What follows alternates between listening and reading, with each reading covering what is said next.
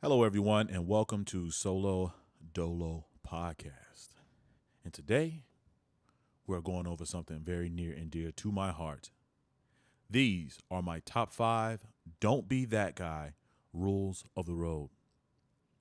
Before I start ranting, I just want to get one thing out of the way. These are my personal feelings. I am entitled to them, just like you are. I'm going to actively do my best to not hurt anyone's feelings. But if a few toes get stepped on, so be it.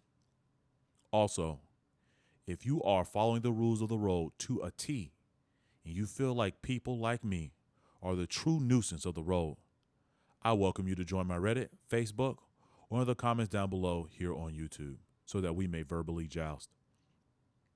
But before you respond without fully considering the weight of what I'm saying, take a moment to gather your thoughts and maybe even write them down as I have. It may offer some clarity to us both. Lastly, following the rules doesn't necessarily beget good courtesy. I would ask you to consider some of the things you do on a daily basis. Is it a rule that you speak to someone you may direct eye contact with on a busy city street? Is it a rule that you don't talk loud in shared public spaces? I know it's a rule in some places, but do you carry that rule over to other places? Is it a rule that you shouldn't snap your finger at the person whose attention you're trying to get? Bartender, waitresses, professors, children. Is it a rule that you call the CEO of the firm you work for by his first name when you meet him or her for the first time? Is it a rule to not hold the door for senior citizens? Is it a rule that you be kind to children? Is it a rule that you don't take too many free samples when no one is watching? Is it a rule that you don't walk away from someone or you show complete indifference to someone who is directly speaking to you? I could go on, but let's move forward. I'm sure that a few of you were thinking, who does that? That's common sense. You didn't even need to bring those up. Yeah, I know. I didn't. But I'm trying to make a point. Now consider how many of those simple things you've seen over the past few weeks or during COVID. How many of those things have you done by accident? Now that we finally got that out the way, let's get to the good stuff. Remember, this is my list, and you're definitely entitled to your own. Number one, don't be the I'm going fast enough guy. Yes, you may be going 65, which is 10 miles over the legal speed limit here where I live. But you, good sir, are in the left hand lane, and the guy next to you is also going 65. The little old lady in the far right lane is doing 55. Good for you, sweet old lady. There's a line of cars behind you, and you peek back in the rear view mirror and notice, man, that sure is a lot of cars behind me. But hey, you decide, I'm going fast enough, and it's their problem, not mine. You stop looking in your rear view because you have to watch the road ahead. And because there's a big turn coming and it might be dangerous, you got to focus on the road. You don't have time to worry about that. Plus, you're going fast enough, right? Now, the guy to the very right of you starts to feel the pressure because, well, people are swerving behind him and they're trying to get around. He doesn't want to drive any faster because there's also a big turn coming for him as well. And his family's in the car. He has his mountain bike strapped to the top of his Subaru Forester. They have bags, coolers, snacks, and of course, he's driving a 4-cylinder car. He looks over at you because now he's feeling the heat. You glance over trying to figure out why this guy is looking at you, but you know why. You refuse to look at the carnage and rage that's forming behind you. You decide he is in the wrong and you're going fast enough. Without beating the pale white horse that is your arrogance, just know that the granny doing 55 in the right lane is about to have a 35-year-old with a Hemi V8 breathing down her 20-year retired backside. You're welcome. Carnage has ensued. The guy in the four-pot Forester has decided to end this madness against his better judgment and has stomped on the gas.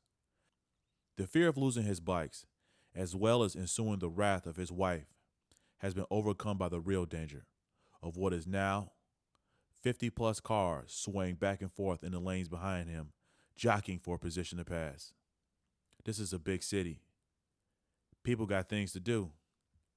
Even if they are rushing for no apparent reason, and you both pull into the same rooftop brunch only 2 minutes apart. Doesn't matter. Move over. Thanks, jackass. Number 2, don't be the texting driver. Truth time. This is not a safe space. I text and drive. I hate myself for it. I'm seeking counseling, and I'm trying to break this bad habit. I'm struggling. But I, unlike a lot of others, am an active participant in my road to recovery. Okay, now that I admit that I am wrong, can we all do the same? How many things can you do that is more dangerous than operate a 1.5 to 2 ton motor vehicle while staring at a phone that is in your hand and reading a text that is mostly unimportant? Seriously, think about this. You're driving 60 miles an hour and you're not looking at the road. You aren't. No, you are not. I'm telling you, you aren't. That guy just slammed on his brakes because some idiot changed lanes without signaling, because the guy in the left lane is not going fast enough. Did you see it? Were you watching? Of course not. You could have, but you had better things to do. Hopefully, you only hit the guy in front of you, or not at all. Hopefully, the person behind you was paying attention and was able to counter your stupidity. Put the phone down, bruh, especially while you're on the E-way. You could literally kill dozens in seconds and make 5,000 people late for work because, of course, we have this guy. Don't, please, don't be the, oh my God, is that an accident guy? Yes, it is. They happen. In fact, they happen often. I'm sure you've been in a couple. In fact, you may have caused a couple. Don't think so? I'm sure you have. How do I know? Well, let's just say I have a sneaky suspicion that you are always watching things other than the road. Like, maybe your cell phone. But hey, do me a favor. In fact, do us all a favor and mind your own damn business. We got places to be. I know you want to see if someone died in that car that's turned over.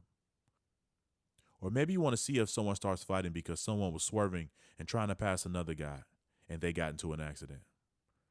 Remember, it's not your business. The thousands of people behind you on the road will be very thankful. Number 4, don't be the vigilante. I know. There's a lot of idiots out there. We've detailed quite a few so far. But you are one very small step away from being the thing you hate the most, an inconsiderate, obnoxious driver.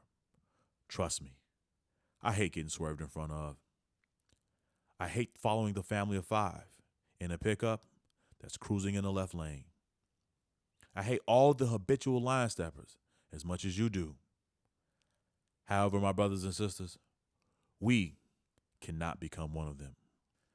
We can't pull up on the side of the idiot who almost just killed us and yell at them for their road transgressions, especially while other people are now put in danger by our seemingly justifiable road rage. But remember, you pay taxes, and there are people whose job it is to police those situations. Let me also remind you, they almost just killed you and didn't even bother to toss the I'm sorry wave. They don't care about you being mad. They don't care about anyone. Save your breath.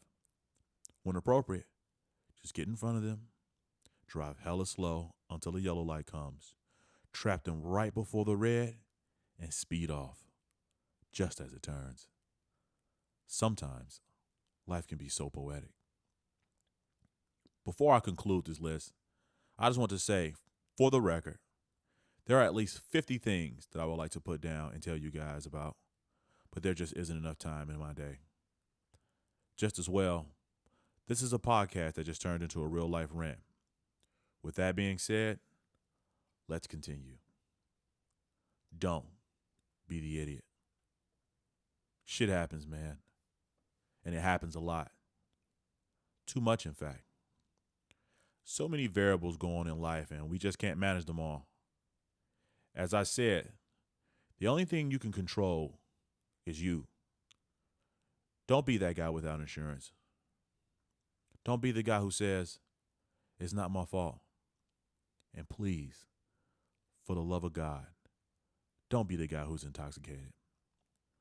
Sometimes you just got to know when to say enough is enough. You got to be the grown up. Ugh. That tasted disgusting coming out of my mouth. But you do. We all do. Driving while intoxicated puts us all at risk. I don't want to die because you didn't know when to quit.